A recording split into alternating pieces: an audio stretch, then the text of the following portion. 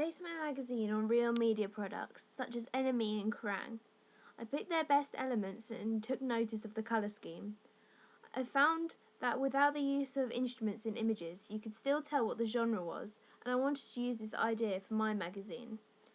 I didn't particularly challenge the forms and conventions of real media products, something which I could have done to improve. I did put my own type of green colour into the magazine though, something which hasn't been used as a primary colour in other music magazines. My double-page spread challenged and developed other media texts. I noticed how in NME there was a sort of newspaper feel to it. With mine, I took this a step further and decided to make it look like a newspaper article. I thought this was appropriate as it gave the magazine individuality and somehow fitted with the genre of rock. That is not perfect, but it works.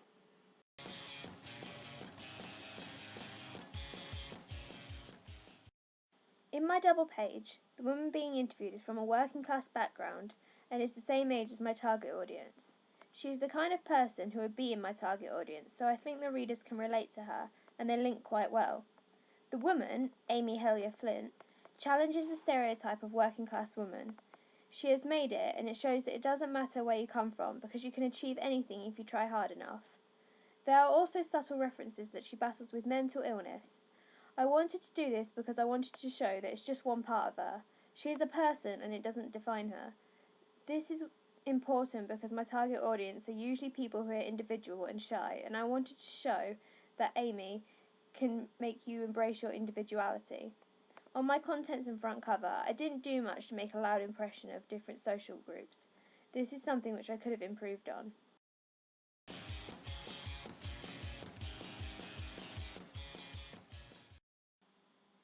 A media institution is a company or firm which is responsible for distributing, regulating, producing or marketing the media text. The institution for Kerrang is Boer Media, and the institution of NME is IPC Media. There are many other institutions which distributes music magazines. I would like Boer Media or IPC Media to distribute my magazine, and it is responsible for the text I've been focusing on, so would be ideal. Boer Media is responsible for a wide range of media texts, and is something which may distribute my magazine. Again, these are just some of the many texts IPC Media owns too. They would be useful for me as they are well known, popular, and would know how to give my magazine publicity. They have a lot of experience with rock music magazines and have contacts to artists and bands. Another benefit of having these brands as my distributors would be that there would be a possibility to extend my brand. For example, Kerrang not only has a magazine, but has a website, radio station and TV channel.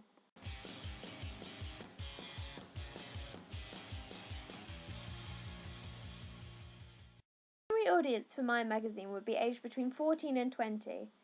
The secondary being a niche audience of older males interested in rock music between 30 and 45. They will be either at school or college or employed. I think my magazine will appeal to lots of different teenage females with alternative taste in music, but mainly males. The audience for my magazine love music. I would go as far to say they worship it. They believe it is very important to their life and get very protective over their favourite bands. They wouldn't want to blend in or take on board all individualism of rock music. They're likely to be middle class and from all over the UK. The kind of people who have the will to go against the crowd would probably be relatively smart, either doing well at school or in a management skilled job. I think their hobbies would be things such as attending gigs, concerts and festivals, reading books, playing musical instruments, listening to music, spending a considerable amount of time on computers and watching television, seeing their close friends and family regularly. I think they'd be into new age rock music and alternative bands such as The Lost Prophets, Death of Anna, All Time Low, You Me at 6, We Are the Ocean and Sleeping with Sirens. Many people have posted images, videos and tweets about them, and it's constantly being updated. This shows me that fans of my magazine are quite interactive, and they are likely to be quite young if they're tweeting like that. This shows me that fans are quite dedicated, so for my magazine I should contemplate talking not just about music, but the bands themselves, as the fans would be interested. The people are confident enough and are not afraid to be different. However, they are not overly outgoing and popular. I would say they're the type of people who don't agree with society. They're against pop music and don't like anything mainstream. They want to stand out and be different. They are keen not to be the same as everyone else. They're open to new ideas of different and can be quite introverted.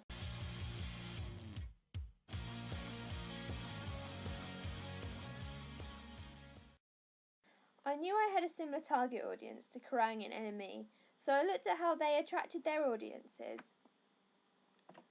to get some ideas for myself. Free products seemed to be an element of this magazine, free posters and discounts of alternative clothing lines.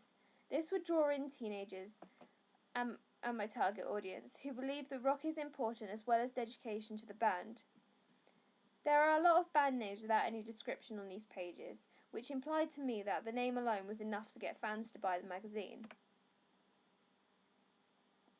On my magazine, I put the chance to win free posters to appeal to my audiences, as well as create a band index, which means readers can go out and just go to the page of the band they're looking for. I decided I needed a unique selling point to make myself different from other competitors. I thought if I mainly focus through seeing it with the eyes of my target audience and what they want, I'd get straight to the point. By listing bands without any explanation, you appeal to the main fans who buy the magazine, even if it was just one page of their favourite band. This is similar to my front cover, which gives audiences a chance to collect special edition covers and see what bands are inside without even opening the contents. Tried to address my target audience is the whole layout. Like NME, it has a newspaper style article, but it's full of informal language and little details about the band that my target audience would like to know. Pictures are also quite important. My target audience like posters and new images to share. It is important that my pictures are big enough.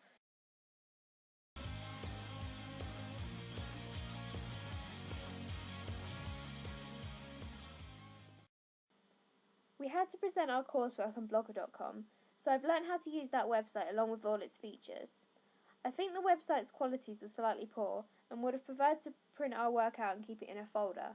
However, it was useful for video links and to have everything in one place.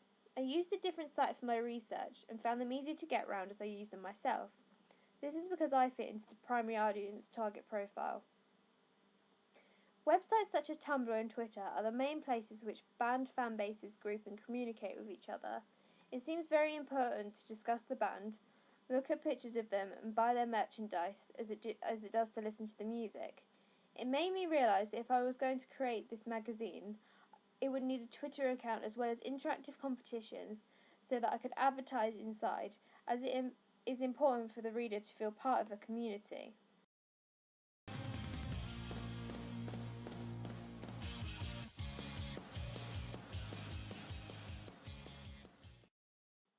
Though it is not evident of a massive change in layout or my skills in making a magazine cover, there have been a lot of differences. I've taken a lot more care in choosing what text I put on my cover. I've become better with colouring and positioning, especially when it comes to text.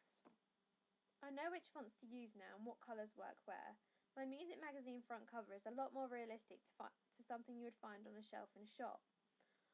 I took a lot more care in looking at other magazines and making them similar. For example, here are the two covers that I base mine on and my actual cover.